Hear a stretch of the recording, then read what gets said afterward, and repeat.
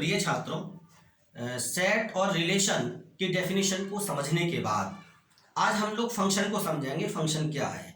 Actual में function जो है वो एक विशेष प्रकार का रिलेशन ही है। जैसे रिलेशन में एक सेट से दूसरे सेट के एलिमेंट्स को किसी नियम के द्वारा जोड़ते हैं।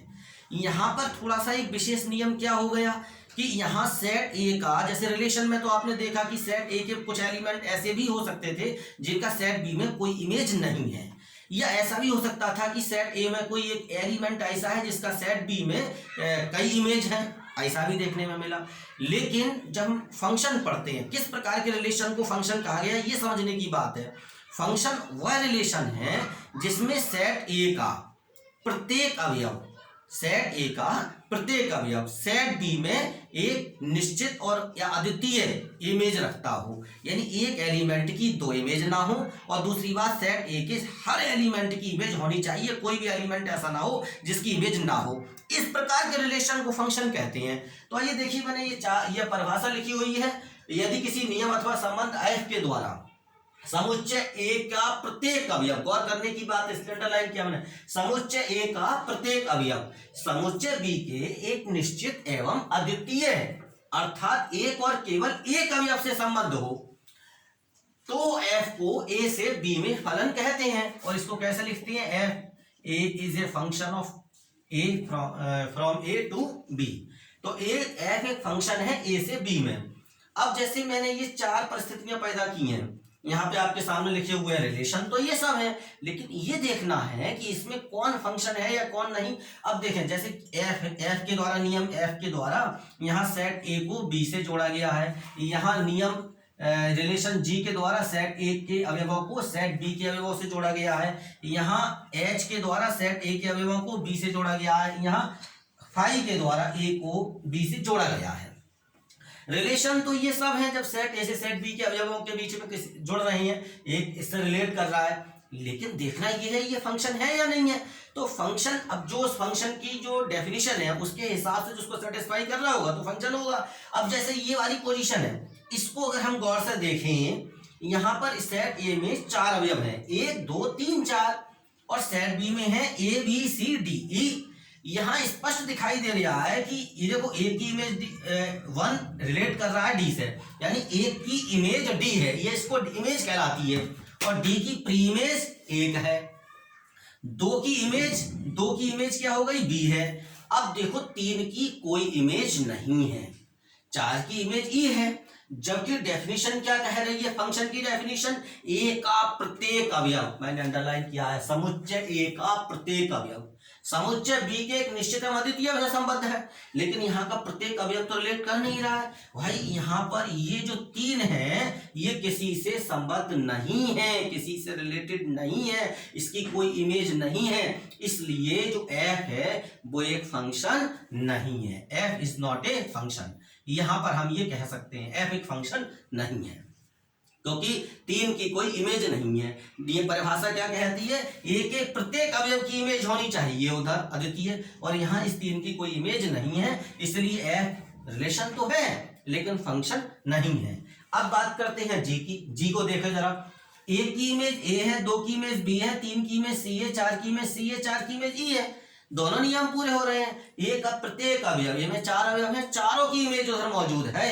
और दूसरी बात, किसी भी एक एलिमेंट की 2 भी इमेज नहीं है, नहीं, यहां है देखो 4 ऐसा एलिमेंट है जिसकी 2 इमेज दिखाई दे रही है। 4 सी से भी रिलेट कर रहा है, 4 ई से रिलेट कर रहा है, 4 की इमेज सी भी है, 4 की इमेज ई भी है। इसका मतलब हो गया इस 4 के 2 से संबंध बनाने के कारण से जी अब फंक्शन नहीं है, जी को भी फंक्शन नहीं कहा जा सकता।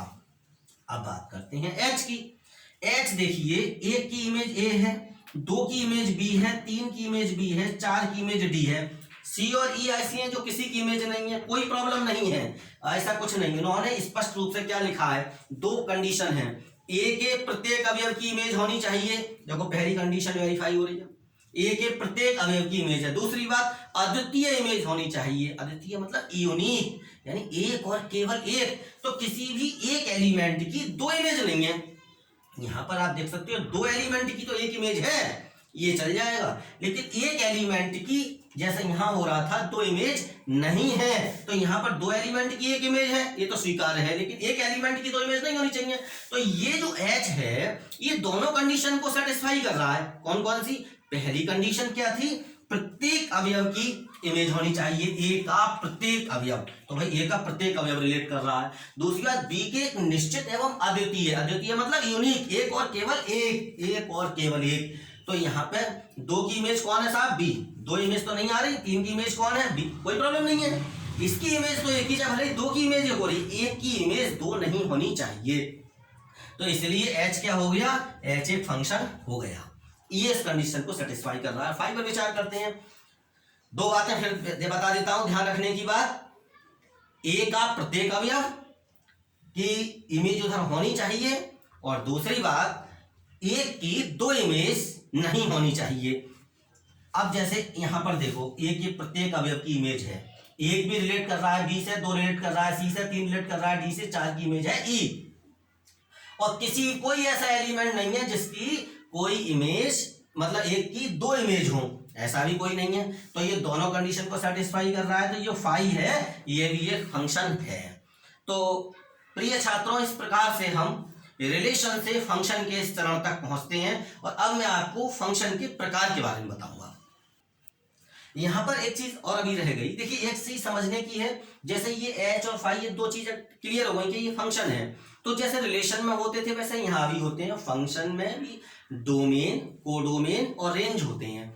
अब जैसे अगर इस एच फंक्शन है, तो इसके अगर डोमेन की बात की जाएगी, तो ये सेट ए का पूरा जो सारे एलिमेंट जिनकी इधर इमेज है, ये सब मिलाकर पूरा 1 2 3 4 ये पूरा सेट डोमेन कहलाएगा। यहां पर जो सेट बी है ये पूरा का पूरा कोडोमेन कहलाएगा। और रेंज कौन कहलाएगा? ऐसे वो एलिमेंट का सेट जो किसी ना किसी की इमेज है, अर्थात जिनकी कोई ना कोई प्री इमेज है। तो ये जैसे अब अगर हम बात करें कोडोमेन की, तो कोडोमेन में A B C D E सब आ जाएंगे, पूरा सेट बी है।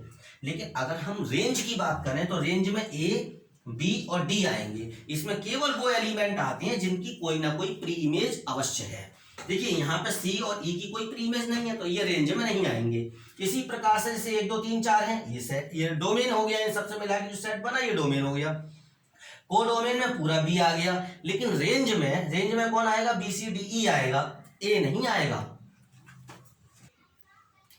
फलन को समझने के बाद, फलन की परिभाषा को समझने के बाद और हम समझाएंगे कि फलन कितने प्रकार का होता है। फलन के प्रकारों में देखिए सबसे पहले आच्छादक फंक्शन को हम समझें, आच्छादक फलन को समझें कि onto function, subjective function कहते हैं इसको। क्या है कि आपने ऐसे समझा ए का प्रत्येक अवयव बी के एक अद्वितीय अवयव से निश्चित अवयव से संबद्ध होता है, तो उसको फलन कहते हैं।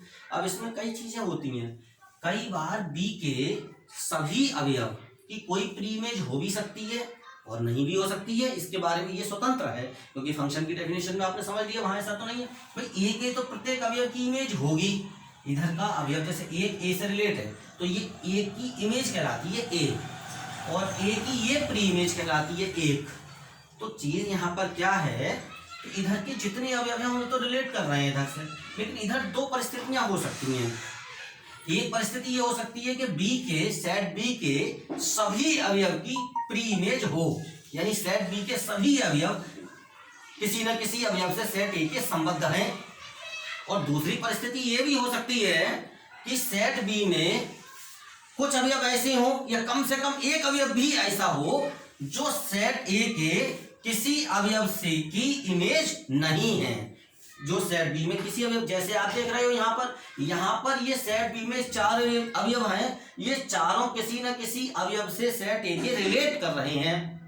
यानी कि ए है जैसे, तो इन दोनों की इमेज है, बी इसकी इमेज है, 3 की सी, 4 की इमेज है, डी 5 की इमेज है।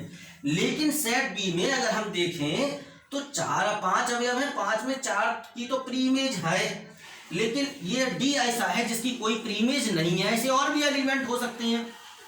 तो इसका मतलब दो प्रकार हमें मिल गए, एक वो जब सेट बी के प्रत्येक एलिमेंट की कोई ना कोई प्री इमेज अवश्य है, और एक वो जब सेट बी में कम से कम एक अवयव भी ऐसा है जिसकी कोई प्री इमेज नहीं है। तो जब ये जो पहला वाला टाइप है इसको कहते हैं ऑन टू फंक्शन। यानी ऑन टू फंक्शन वो फंक्शन है जिसमें कि जैसे अगर कोई फंक्शन है ए से बी में, तो सेट बी जो है यानी कोडोमेन वाला सेट बी जो है जिसको कोडोमेन कहते हैं, उस सेट बी के प्रत्येक अवयव की प्री इमेज अवश्य है, यानी कोई अवयव इसमें ऐसा नहीं होगा जिसकी प्री इमेज ना हो। जबकि दूसरी तरफ अगर कम से कम एक अवयव भी ऐसा है जिसकी कोई प्री इमेज नहीं है, सेट ए से रिलेट नहीं कर रहा है, जैसे डी एक समुच्चय ए के किसी अवयव से संबद्ध नहीं है, तो यहां पर ये कहलाता है अंतःक्षेपी फलन, यानी कि इनटू फंक्शन। ये है बात, ऑनटू फंक्शन है ये, और ये इनटू फंक्शन। अब जैसे हमें समझना है एककी फलन और बहुएक फलन। ये क्या होता है? एककी फलन का मतलब है जब सेट ए का अवयव सेट बी के एक अवयव से संबद्ध है। एक अवयव तो एक से ही संबद्ध होता है, लेकिन इसमें क्या होता है, एक का संबंध एक से ही है और इसमें अनेक का संबंध एक से हो सकता है। देखो, एक का संबंध तो अनेक से हो ही नहीं सकता। अगर एक का संबंध अनेक से होगा तो फिर वो फंक्शन डिफाइन ही नहीं करेगा। दो चीजें हैं, या तो एक का संबंध एक से होगा, सेट ए के प्रत्येक अवयव का एक से संबंध है, ऐसे इस प्रकार के हैं, या ये हो सकता है अनेक का संबंध एक से हो। तो अगर एक का संबंध एक से चल रहा है तो वो एककी फलन है, यानी वन वन फंक्शन है, इसे इंजेक्टिव फंक्शन भी कहते हैं। और या फिर बहुएकी फलन होगा, यानी कि मैनी वन फंक्शन वो कब होगा, जब अनेक का संबंध एक से होगा, या 2 3 4 5 अवयवों की एक इमेज भी हो सकती है, तो वो कहलाता है मैनी वन फंक्शन। अब इसमें इसी को मिला के कह देते हैं, जैसे एक है कि आच्छादक फलन हो गया। अगर हम इसकी बात करें तो जैसे इसी प्रकार से बन जाता है कि जैसे अगर कहा गया, अब जैसे कहीं कहीं लिख दिया जाता है कि ये 1 1 और ऑन टू है, तो 1 1 ऑन टू का फंक्शन का मतलब ये हो गया, 1 1 ऑन टू फंक्शन है कि जैसे ए बी सी डी और लिख दिया मान लीजिए एफ जी एच आई, तो एक का संबंध इससे है, ये है, देखिए एक का संबंध एक से है, और दूसरी बात सेट बी में कोई भी अवयव ऐसा नहीं है जिसकी कोई प्री इमेज ना हो, सेट बी के सभी अवयवों की प्री इमेज है, तो ये हो गया 1 1 ऑन टू। अब मान लीजिए अगर ये हो जाता 1 1 इनटू, तो 1 1 इनटू हम किसे कहेंगे? अब इसमें ही ये कंडीशन अगर आपको समझ में आ गई पीछे की तो एकदम कर लेंगे, ए बी सी डी है, ये लिख दो 1 2 3 4 5। अब ए की इमेज ये है, बी की इमेज 2 है, सी की इमेज 3 है, डी की इमेज 4 है, ये फंक्शन है। अब ये देख रहे हो एक का संबंध एक से है, इसलिए ये 1 1 है, लेकिन यहाँ पर 5 सेट बी में 5 एक ऐसा एलिमेंट है जिसकी कोई प्री इमेज नहीं है, तो इसलिए ये इनटू है। तो इस प्रकार की कंडीशन आएगी तो इस प्रकार के फंक्शन को हम कहेंगे 1 1 इनटू फंक्शन। अभी जैसे इसी प्रकार से कहा जाता है many one onto function, जैसे हमने कह दिया many one onto function, एक साथ कह दिया था। अब many one onto function की क्या कंडीशन है, मान लीजिए लिखा है 1 2 3 4 और यहाँ पे लिख दिया ए बी सी डी, तो इसकी इमेज इससे कर लो, इसकी इमेज इससे बी डी, और ये हटा। तो अब यहाँ पर देखिए 1 और 2 अलग अलग एलिमेंट की एक इमेज बन रही है, तो ये मैनी वन हो गया, एक को डिफाइन करने में काफी है। और इधर कोई एलिमेंट ऐसा नहीं है जिसकी कोई प्री इमेज ना हो, तो ये हो गया मैनी वन ऑन टू। अब हो जाएगा मैनी वन इनटू, अगर आपको दिखाना है many one into function, many one into function में अगर दिखाना है 1 2 3 4 ए बी सी डी, तो अब मैनी वन दिखाना है मुझे, तो 2 की 1 क्या दिखा दिया, 3 का बी से संबंध हो गया, 4 का सी से संबंध हो गया। अब यहाँ देखें हम डी ऐसा है जिसकी कोई प्री इमेज नहीं है, तो ये इनटू फंक्शन हो गया, और कई का संबंध 1 से हो रहा है, 2 का संबंध 1 से है, तो मैनी वन हो गया, तो ये इस प्रकार से मैनी वन इनटू फंक्शन हो गया। यहीं पर अगर मैं इसको ऐसे करके समझूं, एक फंक्शन के एक और एग्जाम्पल से अगर हम इस चीज को समझें, मान लीजिए क्लास है, क्लास में कुछ कुर्सियां पड़ी हुई हैं, कुछ बच्चे हैं। अब जैसे जितने बच्चे हैं 40 बच्चे हैं क्लास में और 40 की कुर्सियां पड़ी हुई हैं, तो कुछ 40 बच्चे 40 कुर्सियों पर आकर बैठ गए, कोई कुर्सी खाली नहीं है, कोई बच्चा भी खड़ा नहीं है। अब जब ऐसी स्थिति है, प्रत्येक कुर्सी पर एक बच्चा बैठा है, तो इसको अगर हम कहेंगे तो ये हो गया 1 1 ऑन टू फंक्शन। अगर फंक्शन की दृष्टि से उसको कहा जाए तो ये 1 1 ऑन टू फंक्शन बना रहा है, यानी कि एक प्रकार का एक ही आच्छादक फलन है। अब यहीं पर अगर क्या हुआ कि मान लीजिए 2 बच्चे उठकर चले गए कहीं, थोड़ी देर बाद दूसरा पिक्चर देखा, उसमें हमने देखा कि सभी बच्चे एक एक कुर्सी पर बैठे हुए हैं और 2 कुर्सियां खाली हैं। अब इसको फलन के रूप में कहेंगे तो क्या हो गया, अब ये एक कुर्सी पर एक बच्चा बैठा है तो एक ही है, 2 कुर्सी खाली पड़ी है इन पर कोई नहीं है, तो ये क्या हो गया अंतःक्षेपी, तो ये हो गया एक ही अंतःक्षेपी फलन, यानी कि 1 1 इनटू फंक्शन हो गया ये। अब दूसरी पोजीशन क्या होती है, तीसरी पोजीशन में हम देखते हैं अगले दिन आकर देखते हैं वहाँ पे क्या पोजीशन है कि कुछ बच्चे आए वहां पर और बैठ गए। अब एक एक कुर्सी पे दो दो बच्चे बैठ गए हैं, तीन तीन बच्चे बैठ गए हैं, बच्चे ज्यादा आ गए थे। क्लास में कुर्सियां वही 40 है तो कोई कुर्सी खाली नहीं है, लेकिन एक कुर्सी पर दो दो तीन तीन बच्चे बैठ गए। अब वो पोजीशन क्या कहलाएगी? Many one onto function. अब अचानक मान लो एक दो बच्चे चले जाएं, अब कुछ बच्चों को आदत होती है वो पास ही पास बैठते हैं, तो एक सीट पे तो दो दो तीन तीन बच्चे बैठे हैं, कुछ सीटें खाली पड़ी हैं, तो वो क्या पोजीशन हो गई? Many one into function. यानी कि इस प्रकार से ये चीज होती है। अब अगर हम इसको किस प्रकार से इसको हमें सिद्ध करना होता है ये समझना है, तो आगे हम इसकी एक्सरसाइज करेंगे, तो आगे एक्सरसाइज में बहुत चीजें स्पष्ट हो जाएंगी।